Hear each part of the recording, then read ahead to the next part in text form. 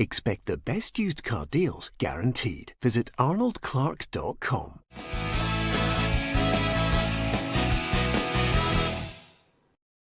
Welcome to the football show on PLZ Soccer, sponsored by Arnold Clark. I'm Gabriel Antoniazzi. Two stalwarts of the show with me in the studio today. It's Alan Rough and Barry Ferguson. Thank you very much for joining us.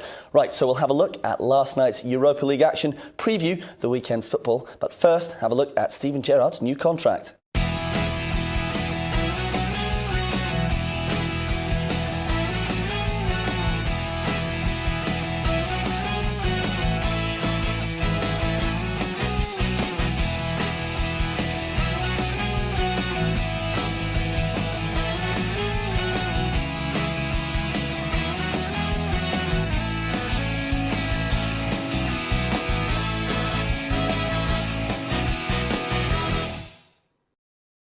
After 2 weeks or so, Steven Gerrard has finally signed his new contract.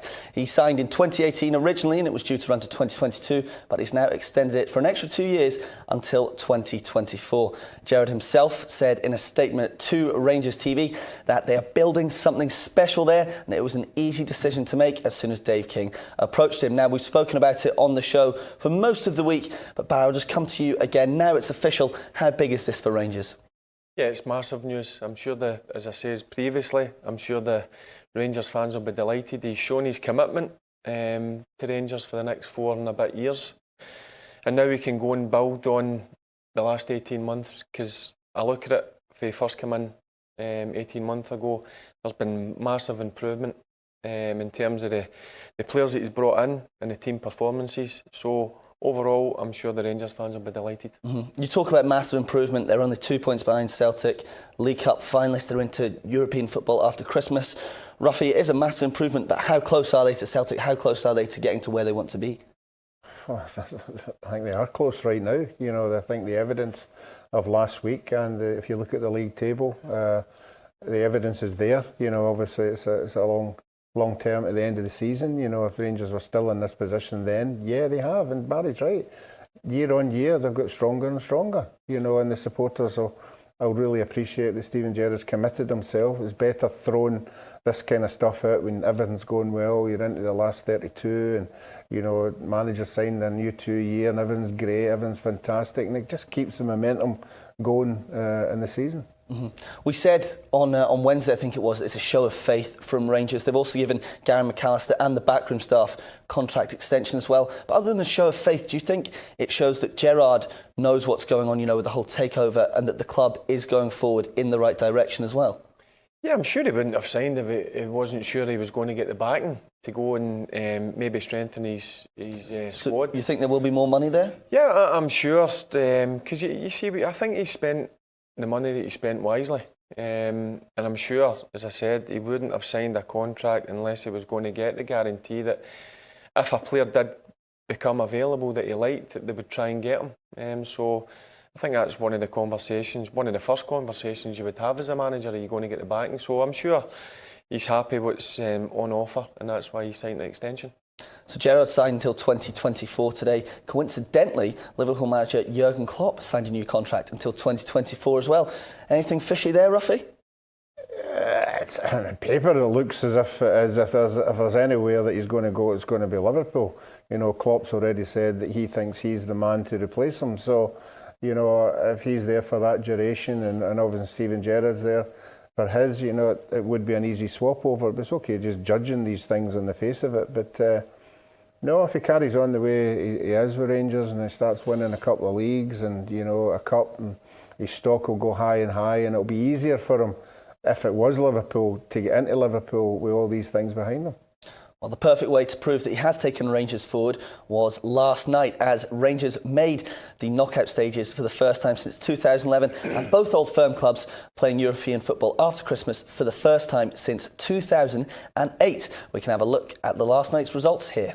Celtic had already made it through to the last 32 as group winners, so left many of their big players at home, giving the chance to others to impress, including Lee Griffiths. Griffiths and stand-in skipper Olivier Cham did do so, and there were solid European debuts for teenagers Scott Robertson and Karamoko Dembele. However, Cluj were worthy winners, and their 2-0 win was thanks to 2 second-half goals. They progress as runners-up. Perhaps their paths will cross again deeper into the tournament. And Rangers joined their Glasgow rivals in next Monday's draw after a 1-1 tie with Young Boys. The Gers were utterly dominant in the first half, and they should have been more than the 1 goal up that they were. It was, of course, scored by Alfredo Morelos. Their performance dropped after the break, and it was nervy towards the end, with a Borna Barisic own goal and a Ryan Jack's second yellow card, giving the home fans the nerves. The Gers managed to hold on to secure European football after Christmas for the first time since 2011. I was at Ibrox last night, and I can tell you those last 10 minutes were very tense indeed. They got over the line. Let's hear what Steven Gerrard thought of the match.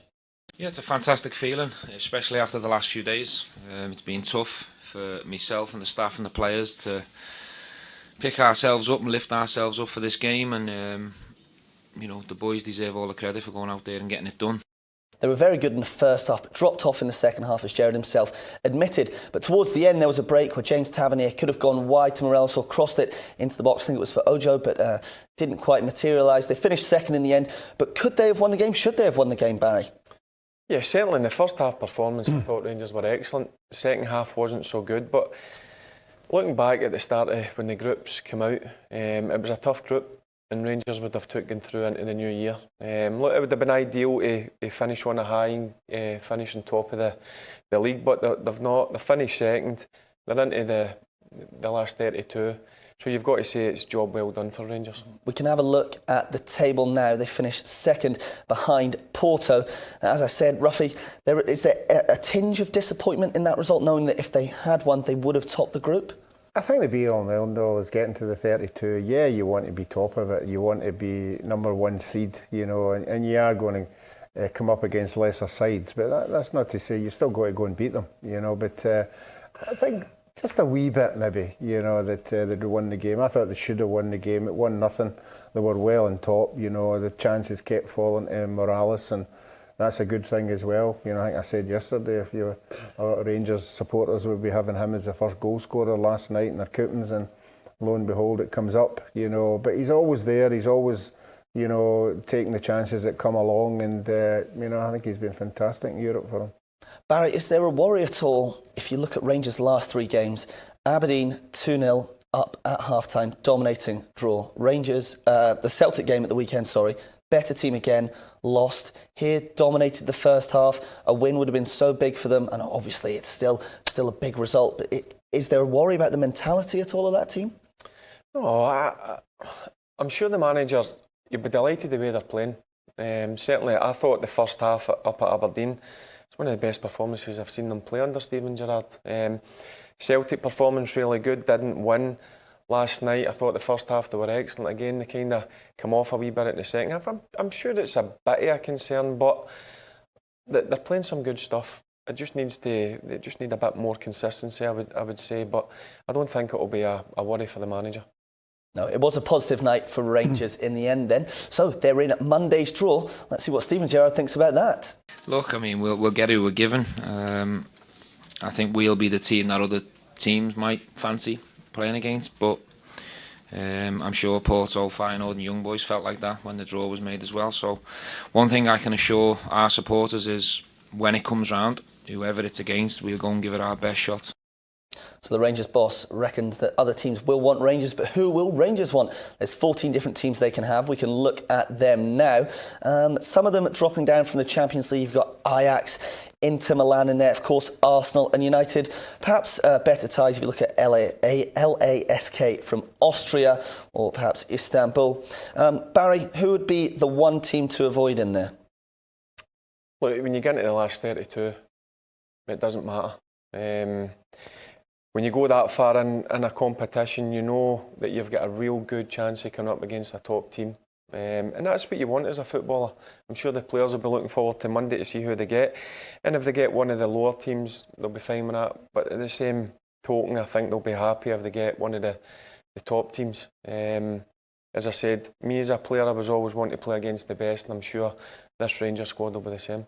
Roughie, do you agree with Barry, or would you, if you were a Rangers player, Rangers fan, Rangers manager, would you rather have the slightly easier tie and get deeper into the tournament? No, I think fans like to see the big side. You know, the fans love the Battle of Britain, you know, that big tag that goes along if you get one of the English clubs.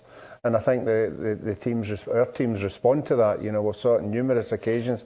I often think we talk up the English clubs too much, you know, because obviously when the one-to-ones come along, we generally do okay against them. And they are good sides and they have got quality players. But the Scottish teams, the top two Scottish teams seem to have that bit of dig in them when these games come along. They rise to the occasion. And so I don't think they would fear them that much. But if you want to progress, you don't want to come up against a big one. You know, you want maybe another couple of rounds for the fans to get their heads round and enjoy, you know, still being in the competition. OK, we'll pick up with the Europa League on Monday when the draw takes place. But let's stay on Rangers. The game on Sunday against Motherwell. The Gers not won in 3, of course, whereas Well have won their last 3 on the bounce, up to 3rd in the division, just behind Rangers. Could you see them stumbling here after their exerts last night? Well, listen, it's going to be a tough game. There's no doubt. Motherwell aren't sitting in 3rd place for no reason at all. I think they've been fantastic this season. They've got a lot of good players. You've got to give them credit. It's a tough place to go, but Rangers have got to go and win. They can't drop any more points. I said a few weeks ago that I didn't think either the Old Firm would drop points. Rangers unfortunately did up at Peugeot, but I thought the performance in the first half, as I said previous, was really good. So they've got to get confidence going through into the last 32, so I'm sure they'll take that into Sunday. It'll be, as I say, a tough game, but I think they'll win it. You think they'll win it, Roughie? Yeah, I think it'll be a tough game. You can't take anything away from Motherwell, what they've done. But this is a test for Motherwell. The teams that Motherwell have beat are not anywhere near the calibre of this Rangers side, you know. So it'll be a test. If they come out with anything, I'm sure they'll be really positive. But I think Rangers are on a roll just now, you know, and I think Rangers will win it. OK, before we go over to Celtic's last night's action and the rest of the fixtures for the weekend, let's have a look at the competition.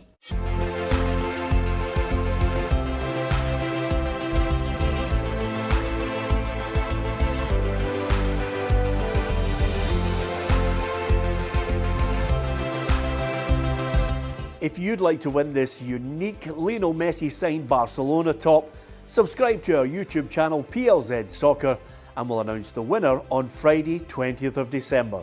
Good luck!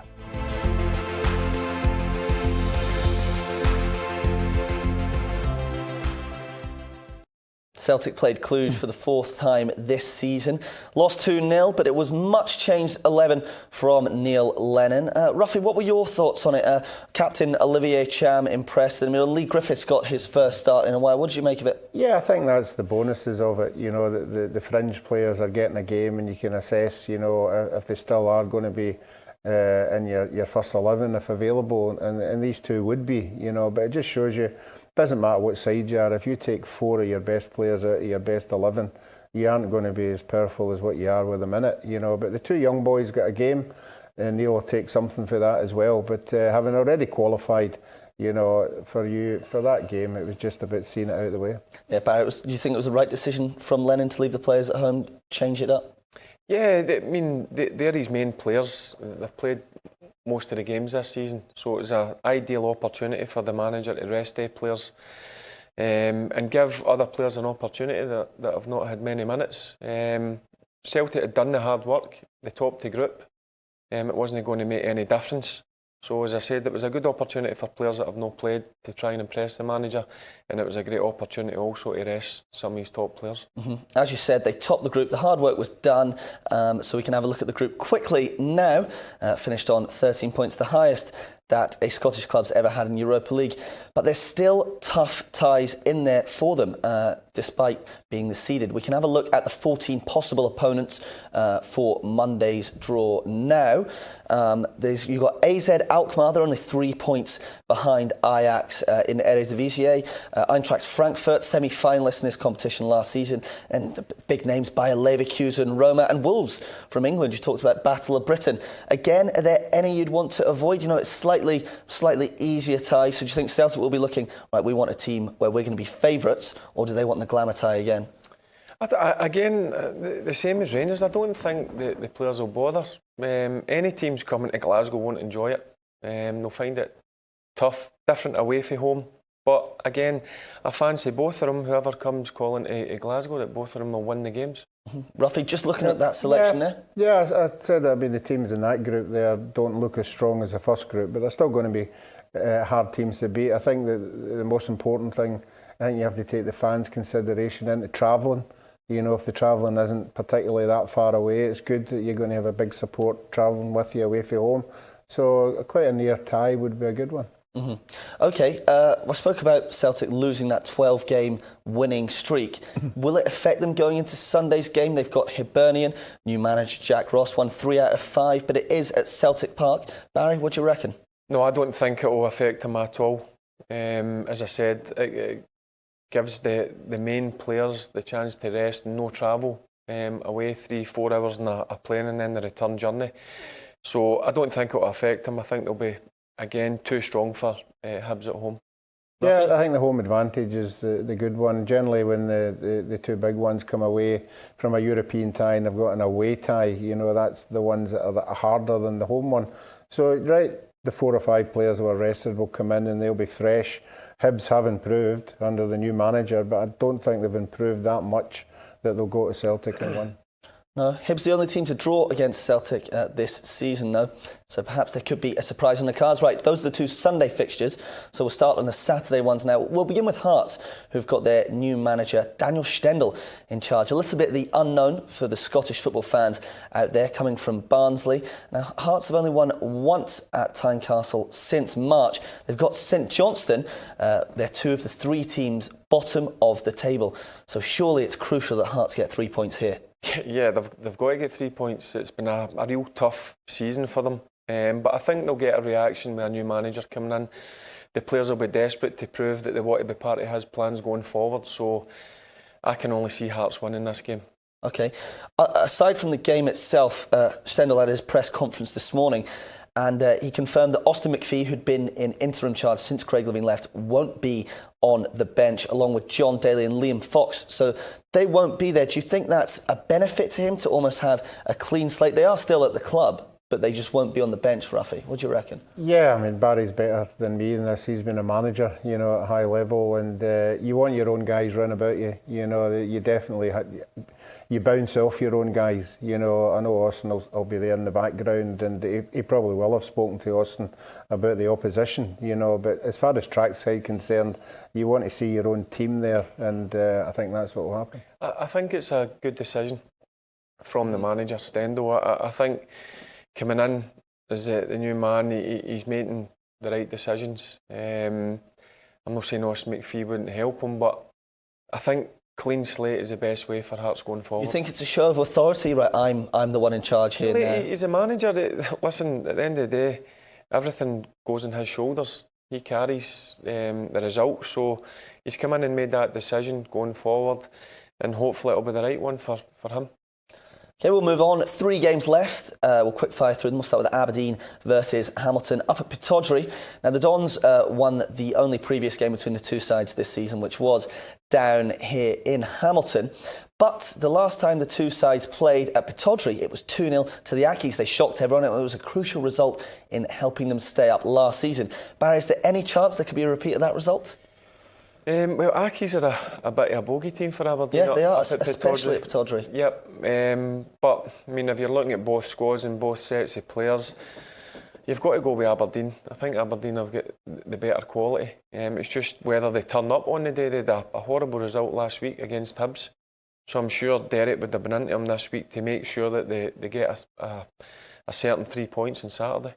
Roughly, Hamilton haven't won since September. They are one of the 3 teams at the foot of the table. Can you see them struggling here? Yeah, I think that's one of the reasons why I'm going for an Aberdeen win as well. You know, Aki's season will be determined on playing the teams round about them down at the bottom of the league. That's where their survival will be. If they can go up to Aberdeen and take anything out of it, you know, it'll be a bonus, but I just can't see it this weekend. OK. Ross County against Kilmarnock, a long trip for the Rugby Park side all the way up there. It's 8th versus 5th. Now, Ross County have only won 1 in their last 10, although it was their last game, whilst Killy aren't on form either. 1 win in 7. The last game between the two, the only game between the two this season was 0-0. Does that mean it's going to be a draw again if you look at form, everything? I'm going for a draw in this one. Kilmarnock again had a not a great result against Livingston last week. It's a tough place to go, Ross County, but I'm sure Kilmarnock would have been training hard this week. He would have had a long chat with the players, so I think they'll go up there and get a point. Get a point, Roughie? Point for me as well. I think Ross County. I'm pleased the way Ross County play. I like Stewart up front, you know, and Brian Graham and Mackay. You know, they want to win games, particularly at home, and these three will cause you problems.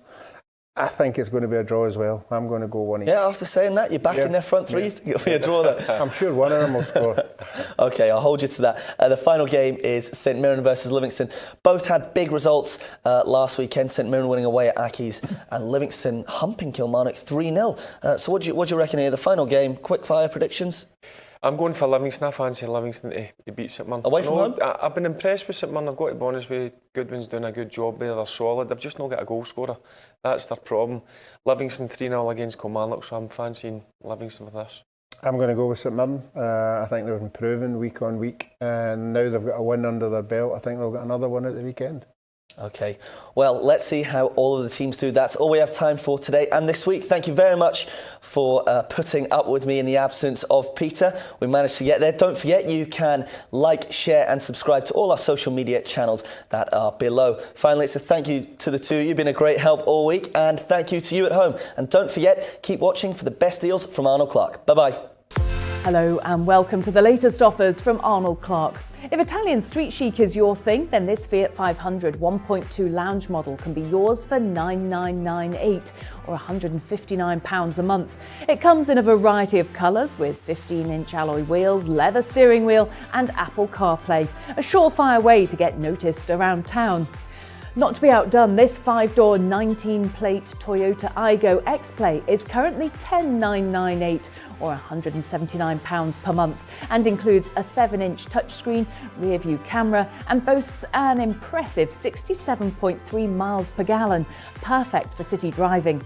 And finally, we have the distinctive style of the Peugeot 208. This 1.2 Tech Edition comes with 3D connected navigation, park assist and 16-inch alloy wheels, all for $11,998 or £189 a month. And how about this for an early Christmas present? Until the 16th of December, if you buy any used or delivery mileage car from over 25,000 used car deals, we'll give you £300 off. For more details on this or any of the other fantastic deals available from Arnold Clark, simply visit arnoldclark.com or click on the link below. Until next time, thanks for watching and happy motoring.